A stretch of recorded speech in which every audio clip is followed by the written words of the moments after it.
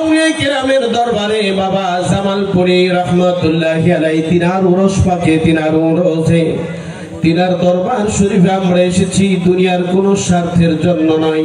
এক বিন্দু মদিনাওয়ালা রহমাতাল লিল আলামিন তিনার এক বিন্দু মহব্বত অর্জনের জন্য। কথা বলেন ঠিক কি না? যার অন্তরের ভিতরে আমার নবী রহমাতাল লিল আলামিনের ইশক আছে, যার অন্তরের ভিতরে আমার নবীর প্রেম আছে, আর যার অন্তরের ভিতরে নবীর ভালোবাসা আছে, যার অন্তরের ভিতরে নবীর ইশক আছে, সে তিনি হলেন প্রকৃত মুমিন, প্রকৃত মুমিন, প্রকৃত ঈমানদার। কথা বলেন ঠিক কি না? ইমান ইমান ইমান ইমান ইমানটা কি? ইমানটা কি? ইমানটা কি? আপনি নামাজি, আপনি হাজি, আপনি মুফতি, আপনি মুহাদ্দিস, আপনি শাইখুল হাদিস, আপনি কোরআনও ভালো পড়েন, আপনি নামাজও ভালো পড়েন, আপনার দান সদকা কুরবানি নামাজ রোজা হজ যাকাত সব কিছু ভালো আছে, আপনার সব কিছু ভালো আছে, কিন্তু আপনার অন্তরের ভিতরে মদিনার নবী কামলিওয়ালা রহমাতাল লিল আলামিনের ইশক নাই, ভালোবাসা নাই, প্রেম নাই, মদিনাওয়ালার প্রতি আপনার ইশক নাই। মদিনাওয়ালার মোহাব্বতে আশিকরা যখন দাঁড়ায় কিয়ামে দাঁড়ায়া ইয়া নবী সালামু আলাইকা পাঠ করতে থাকে, আপনি তার বিরুদ্ধে কথা বলেন। একজন আশিক যখন মদিনাওয়ালার ইশকে, মদিনাওয়ালার প্রেমে বিভোর হইয়া, মদিনাওয়ালার প্রেমে যখন একজন আশিক বিভোর হইয়া আমার নবীর উপর মিলাদ শরীফ পাঠ করে আউলিয়া কেরামদের কদম মোবারক ধরে মিলাদ পড়ে, আপনি দূর থেকে দাঁড়ায় দাঁড়ায় ওই উরস পাকের বিরুদ্ধে কথা বললেন, ওই মিলাদের মজলিসের বিরুদ্ধে কথা বললেন, ওই আশিকরা নবীর উপর দাঁড়ায় সালাম দেয় কিয়াম করলেন, আপনি দূর থেকে দাঁড়ায় দাঁড়ায় এই সমস্ত কার্যক্রমের বিরুদ্ধে কথা বললেন। তার মানে বোঝা গেল আপনার অন্তরের ভিতরে ঈমান নাই। তার অন্তরের ভিতরে কি নাই? ঈমান নাই। ঈমানটা কি? ইয়া রাসূলুল্লাহ, ইয়া হাবিবাল্লাহ, আজকে তো আমি বাবা জামালপুরি রহমাতুল্লাহি আলাইহি, বাবা নুরুল ইসলাম জামালপুরি বাবার পবিত্র উরস পাকে আমি তো এখানে হাজির হয়েছি। ওগো দয়াল নবী, বাবা জামালপুরির কদম ধরে আপনার কাছে জানতে চাই, ওগো নবী ঈমান কি? ঈমান কি? ঈমান কি? ইয়া রাসূলুল্লাহ, নামাজ কি ঈমান? আমার রাসূল বলবে না না না। কুরবানি কি ঈমান? ইয়া রাসূলুল্লাহ, কুরবানি কি ঈমান? না না, কুরবানি ঈমান নয়। যাকাত কি ঈমান? না, যাকাত ঈমান নয়। সদকা কি ঈমান?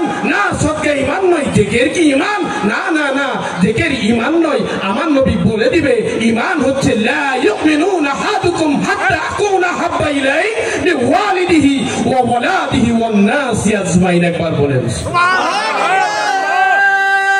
তাকবীর, আল্লাহু আকবার, তাকবীর, আল্লাহু আকবার, নারে রিসালাত, ইয়া রাসূলুল্লাহ, নারে রিসালাত, ইয়া রাসূলুল্লাহ। মুহতারাম হাজিরিন, তাহলে ঈমান হচ্ছে আমার নবীর মহব্বত। আল্লাহর নবী রহমাতাল লিল আলামিন তিনি বলেন লা ইউমিনুনা আহাদুকুম হাত্তা আকুনা আহাব্বা ইলাইহি বিওয়ালিদিহি ওয়া ওয়ালাদিহি ওয়ান নাসি আজমাইন।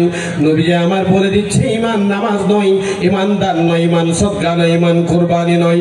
আপনার নামাজ তখনই আল্লাহর দরবারে কবুল হবে, আপনার যাকাত তখনই আল্লাহর দরবারে কবুল হবে, আপনার দান আল্লাহর দরবারে তখন কবুল হবে, আপনার সদকা আল্লাহর দরবারে তখন কবুল হবে যখন আপনার ঈমানটা ঠিক হবে। ঠিক কিনা বলেন?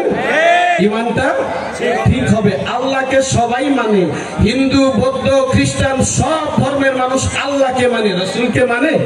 কি বলেন? আমরা মুসলমান আল্লাহকে মানি, আমার নবীকে মানার কারণে আমরা মুসলমান। আমাদের কবর দেয়, কি বলেন? আমাদের কবর দেয়। হিন্দুরা এক আল্লাহকে মানে, আমার নবীকে না মানার কারণে তাদেরকে কি করে? আগুনে পড়ে। খ্রিস্টানরা এক আল্লাহকে মানে, আমার নবীকে না মানার কারণে তাদেরকে কফিরে ভরে। ঠিক কিনা বলেন? এইরকম যারা আল্লাহকে মানে, সমস্ত কায়নাতের মানুষ এক আল্লাহকে বিশ্বাস করে, সমস্ত ধর্মের মানুষ আল্লাহকে মানে, তার ভাষ্য অনুযায়ী কেউ গড বলে, কেউ ভগবান বলে, কেউ প্রভু বলে, এইরকম ভাবে ডাকে। কিন্তু আমরা আল্লাহকেও ডাকি, মদিনার নবীকেও ডাকি। ঠিক কিনা বলেন? সেই জন্য আমার আল্লাহ বলেন আমি আমার বন্ধু রহমাতাল লিল আলামিনের প্রেমে মশগুল হয়ে গেলাম। আমি আমার নবীকে এতই ভালোবাসলাম, এতই নবীর প্রেমে আমি মশগুল হয়ে গেলাম।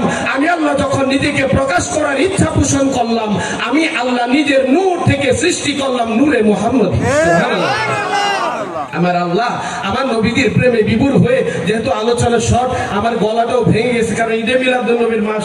ঈদে মিলাদুন্নবী আসলে আসলে মেজাজটা কেমন জানি একটু খটখটা হয়ে যায়, গলায় প্রেশারটা বেশি পড়ে যায়, বোঝেন নাই? কারণ শয়তানের ওসওয়াসা বেশি, গলার মধ্যে ফুফা বেশি দেয় শয়তানের, এজন্য গলার পাওয়ারটা এতই একদম রবিউল আওয়ালের চাঁদ ওঠার পরে প্রতিনিয়ত আছে, যার জন্য গলায় আর কোলাচ্ছে না। যাই হোক, আমি ওদিকে যাব না। তাহলে আমার আল্লাহ আমার নবীকে ভালোবেসে, আমার নবীকে মুহাব্বত করে আরশে আজিমে আমার আল্লাহর নামের সঙ্গে মুহাম্মদ রাসূলুল্লাহর নাম লাগাই দিলেন। জোরে বলেন সুবহানাল্লাহ। মুহতারাম হাজিরিন, বাবা নুরুল ইসলাম জামালপুরী রহমতুল্লাহি আলাইহি তিনার আশিক প্রেমিক ভক্তবৃন্দ, আজকে বাবাজান জামালপুরীর উরস পাকে আসতে পেরে আমরা বেজার না খুশি?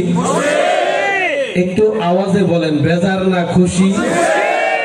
আল্লাহর ওলির দরবার হচ্ছে মহান আল্লাহ রব্বুল আলামিনের রহমতের ভান্ডার। ওলি আল্লাহর দরবারে জমা রাখছে কে?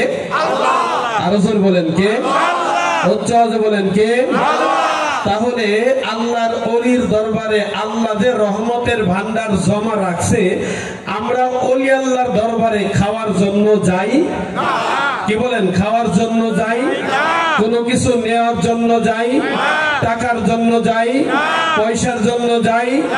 এ ওলি আল্লাহর দরবার কোন রাজনৈতিক প্ল্যাটফর্ম নয়, এটা হচ্ছে আল্লাহর দপ্তরের প্ল্যাটফর্ম। কথা বলেন ঠিক কিনা? এখান থেকে পৃথিবীর সমস্ত জায়গাতে আল্লাহর ওলির দরবার থেকে রহমত বন্টন হয়ে থাকে, ঠিক কিনা বলেন? সেই জন্য মুহতারাম হাজিরিন, আল্লাহ রাব্বুল আলামিন পবিত্র কুরআনুল কারীমের ভিতরে ঘোষণা করলেন, বিসমিল্লাহির রাহমানির রাহিম।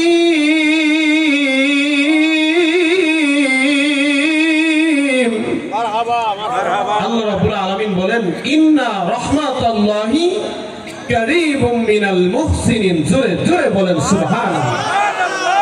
আল্লাহ বলেন, নিশ্চয় আমার মুহসিনিন বান্দা, যারা আমার আউলিয়ায়ে কেরাম, আল্লাহ বলেন যারা আমার ওলি, যারা আমার বন্ধু, আমি আল্লাহ আমার বন্ধু আউলিয়ায়ে কেরামদের কাছে জমা রেখেছি আমি আল্লাহর রহমতের ভান্ডার। জোরে বলেন সুবহানাল্লাহ। এই রহমত নেওয়ার জন্য আজকে বাবা জামালপুরীর কদমে এসেছি, ঠিক কিনা বলেন? যেখানে আসলে আশেকের মনে দুঃখ, দুর্দশা, ভয়, অভাব, অনটন থাকে না। উম্মতে মুহাম্মদীর জন্য শবে বরাত, লাইলাতুল বরাদে উম্মতে মুহাম্মদীর ভাগ্যের এই রজনীটা হচ্ছে ভাগ্য রজনী। রিজিক বন্টন হয়, হায়াত বন্টন হয়, সম্পদ বন্টন হয়। আর আউলিয়া কেরামদের দরবার হচ্ছে আপন মুর্শিদের দরবারের পবিত্র